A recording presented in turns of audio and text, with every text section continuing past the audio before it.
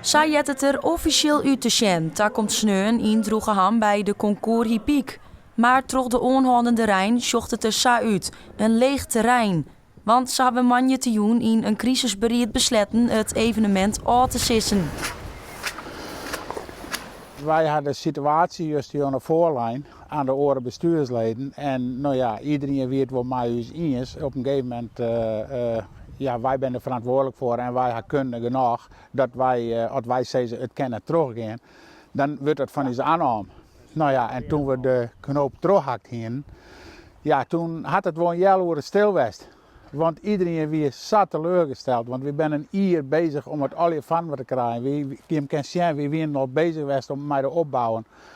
Maar ja, helaas, dan is het van het een op het andere moment is gebeurd.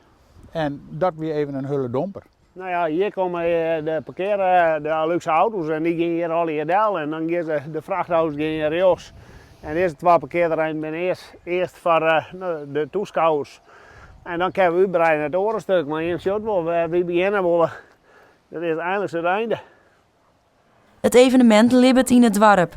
De meesten binnen kleren het minder waar. En balen dat de 44e editie net teruggaan kan. Het is een drama in feite hè, voor de meesten, voor de organisatie die het al hier georganiseerd. Die zijn er weken, maanden ermee bezig.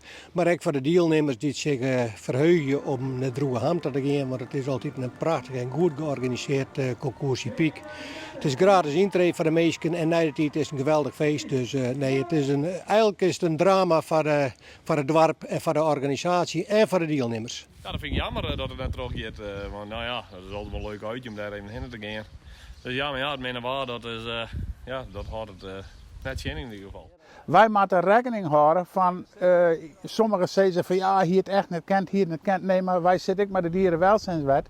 Het moet wel verantwoord wezen dat de hinders op die baan rennen. En wij kunnen geen risico's rennen dat het verkeerd gaat.